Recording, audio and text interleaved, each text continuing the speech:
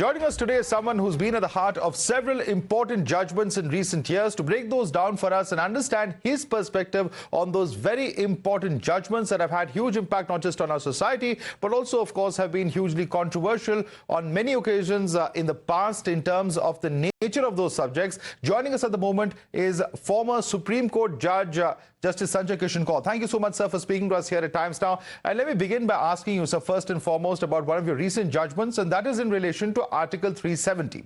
Now, you're one of those who's had a deferring judgment in which you have proposed a Truth and Reconciliation Commission. My question is, A, the idea behind that, and B, are you hopeful that this is something that would be practical in terms of its implementation?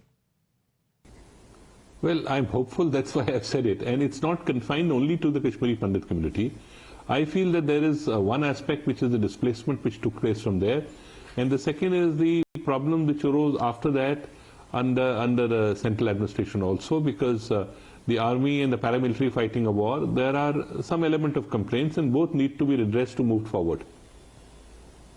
Right, sir. But there are those who observe the Supreme Court had at least 3 opportunities to order some kind of an inquiry commission into this, an SIT probe perhaps into the massacre of Pandits. And what was stated at the time is that perhaps not much evidence could be gained because with the passage of time, there wouldn't be much left in terms of evidence at this juncture.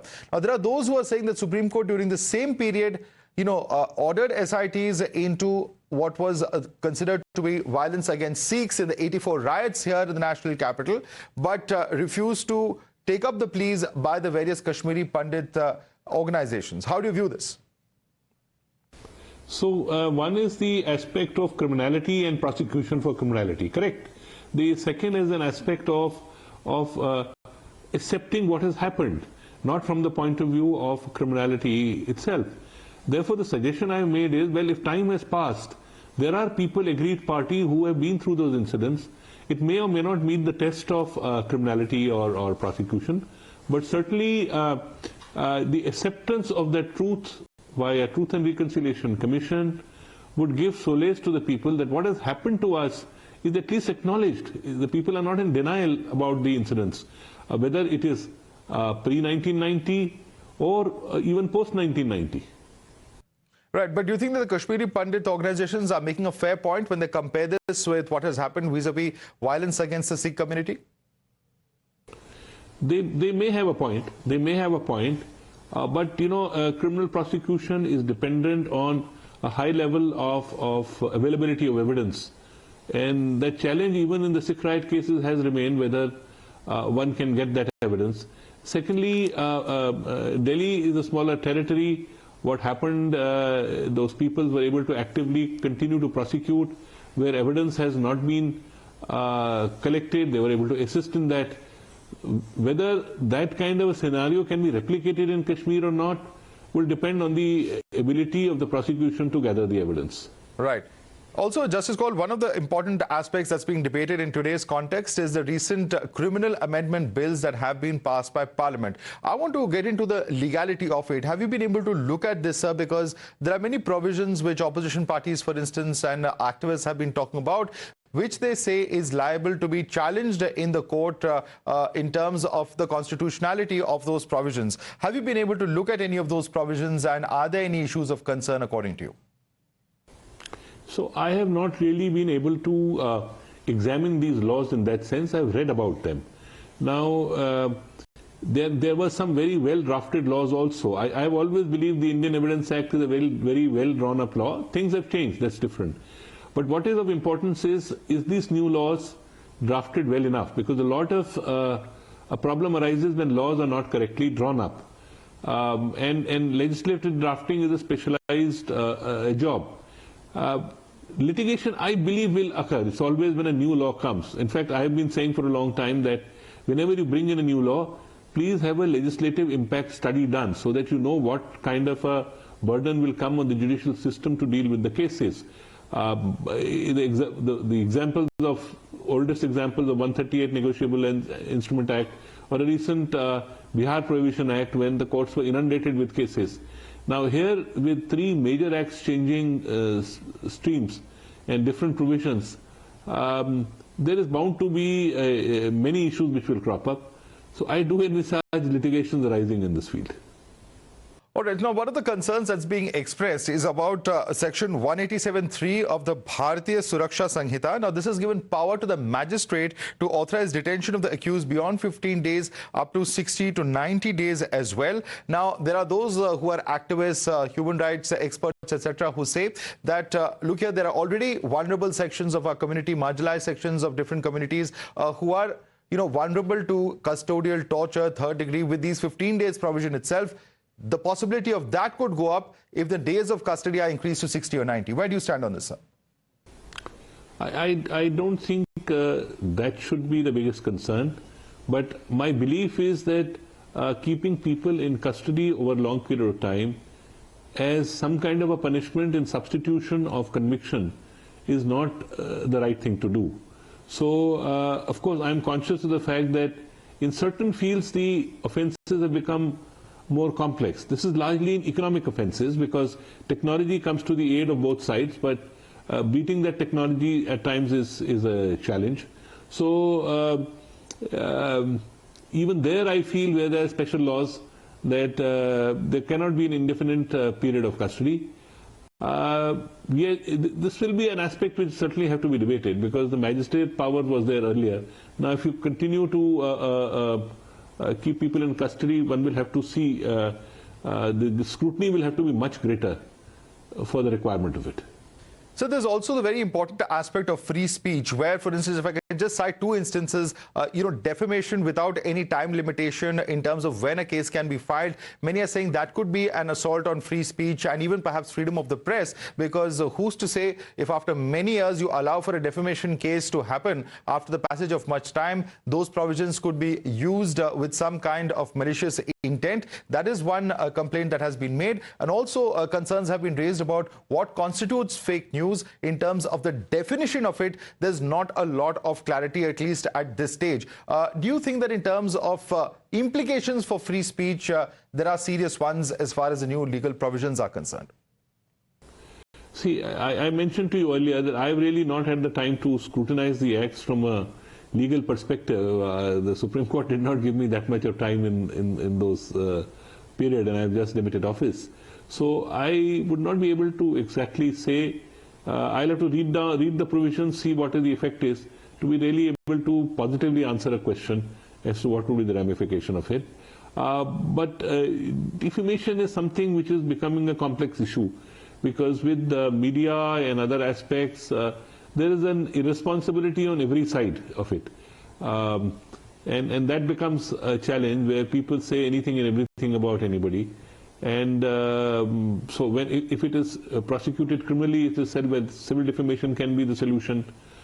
If it is prosecuted civil defamation, that takes its own time. So that's one aspect of the problem. But any provisions or amendment which have the tendency to keep a person in custody and have some kind of an unlimited time period within it, it has to be read with great caution, according to me. Right. So I want to move to the other aspect of post-retirement judicial appointments. Now, in a recent interview, you've expressed your concerns or your views on these post-retirement roles offered to judges by the government, saying that it could compromise the standing. Can you please elaborate on what you meant by this? No, I never said that it compromises the standing of a judge. What I actually said was it's not my cup of tea. In fact, I have said that whether a judge should or should not accept office, I leave it to his good wisdom. If a judge has been in office for a long period of time, I would expect him to take this call. I am nobody to comment on him. There are other nature of tribunals, others which are manned. It's again not my cup of tea, but there are other people who do a service by manning them. So I am not passing a value judgment on anybody else. The question was posed, do you believe you would like to accept something? I said no. All right, sir. There's also the larger issue of the collegium system itself. There have been several criticisms of the collegium system. There's a case in point of the recent Justice Victoria Gowri, where her membership to a political party, namely the BJP, remained unflagged. And in light of this particular event that has taken place, what is your opinion as far as the collegium system itself is concerned? So the collegium system came into being in 1990, I believe for good reasons. It has operated for many years. But there was a political perception that it cannot be left to judges alone to appoint judges. And that is the reason that a consensus kind of legislation was passed in the NJAC. Now, NJAC came to be challenged, among others, on some fundamental principles, and one of the bases was this committee of 6 judges, 6 people could create a deadlock because 3 of them are judges and any proposals could be blocked. Now, that got quashed. Now, post the NJAC judgment, there has been problem and friction in working out the collegium system because it's been rather difficult for the political system to accept this judgment, I would say. But till that is the law, the collegium system must be permitted to work. If they think of something else in the background of what the observations earlier was, meet those aspects and bring in a fresh law, that's for them to do it. It's a legislative function. And till it operates, the collegium system must be, I feel, permitted to operate, because there may be other laws which government is happy with or not happy with, but that's not the position. I believe in the collegium system, many checks and balances have been brought in over a period of time. There is a greater objectivity to it. Simple things like circulation of judgments of people being considered for Supreme Court was an addition made, which I proposed. And by and large, my working in the system has not proved to be a problematic issue. You're talking about a particular example. Now, that example is flagged again and again because something which should have been brought to the notice of the collegium was not so brought. But then the collegium doesn't gather information by itself.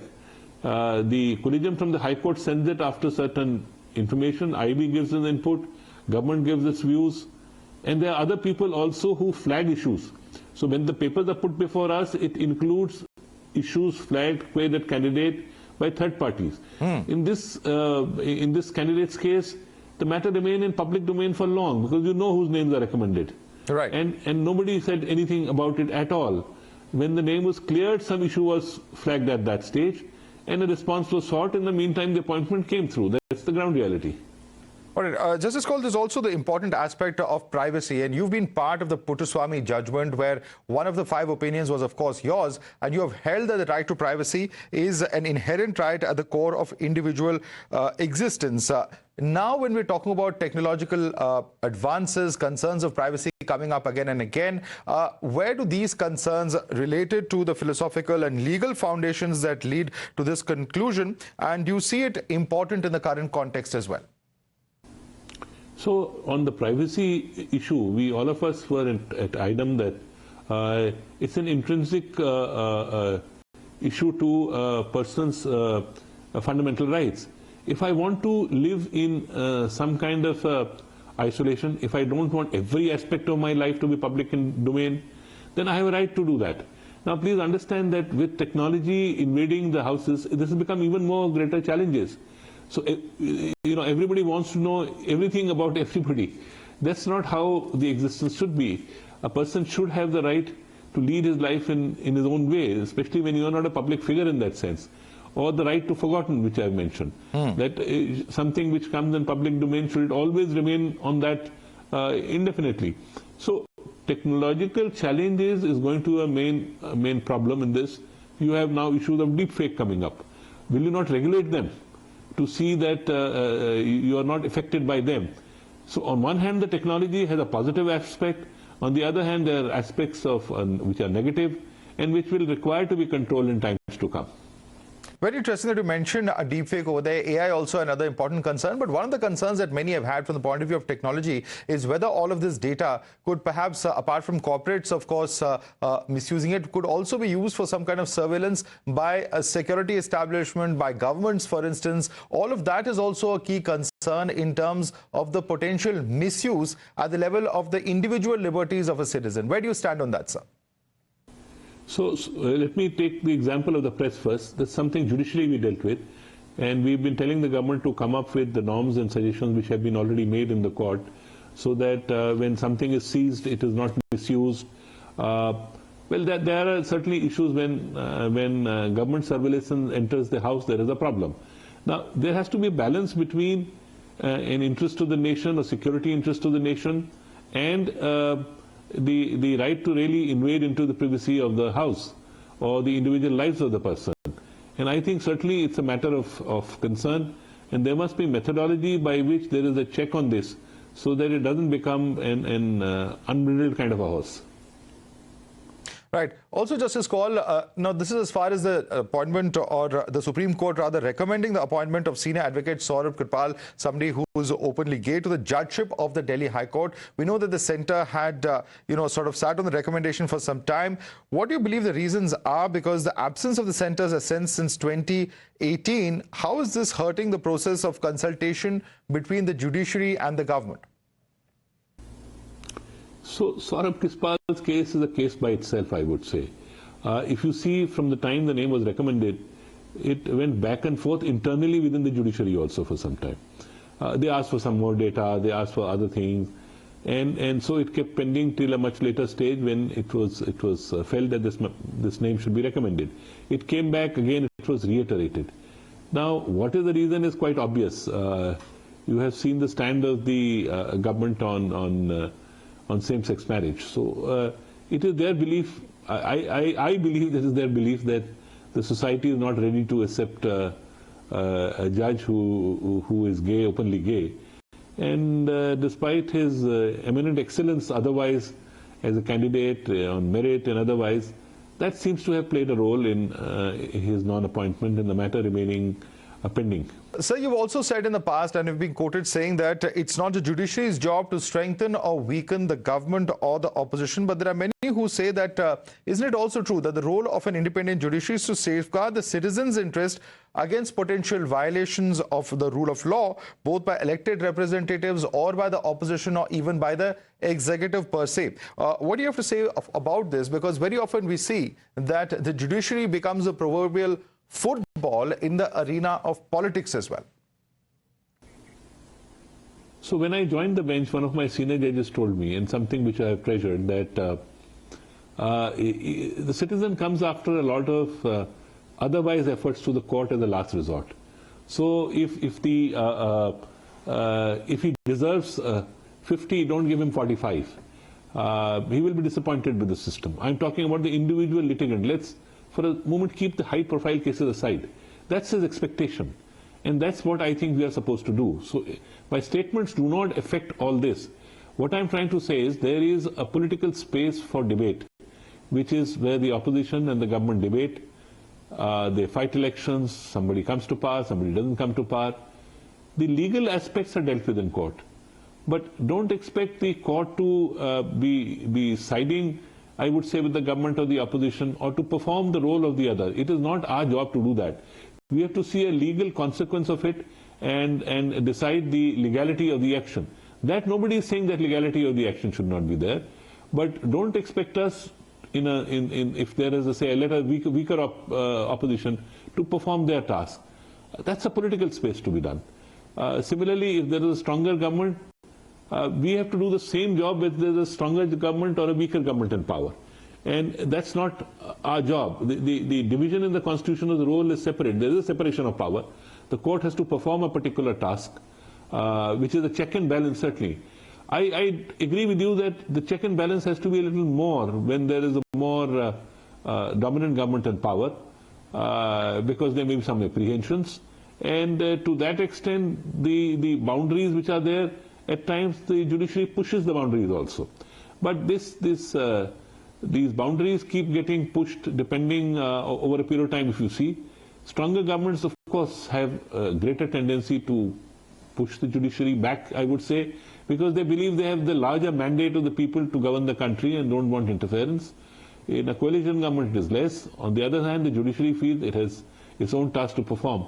So a little bit of tussle takes place. It's not bad for the system. I repeated it once. Justice Sabharwal, Y.K. Sabharwal, who's Chief Justice of India, told me that, see, an underlying tension is good for the system. If things are too hunky-dory between the judiciary and the government, then there is a problem. Okay. Sir, also, my last question to you, on a lighter note, we've seen how Chief Justice of India, D.Y. Chandrachud, at your farewell in his speech has said that, or mentioned rather, how you contested elections, students' elections while you were at St. Stephen's College. Are there any future plan to either contest elections or join politics now? Oh, I realized this is not my cup of tea then. I did it unsuccessfully and realized that I'm misfit for it. So I concentrated on the legal field to do it. So I have no such, least of all options of anything to get into a political spectre. I think I have many other interests to follow, things which I have not been able to do, to follow them, read other things, play a little golf, watch plays and movies, spend time with my grandchildren. That's my focus. I think 65 to 70 is a good time of life to live it in a different manner and enjoy the period which God has given to us. And with that, it's a wrap on the Newshour Agenda this evening. Thanks so much for joining us on the show.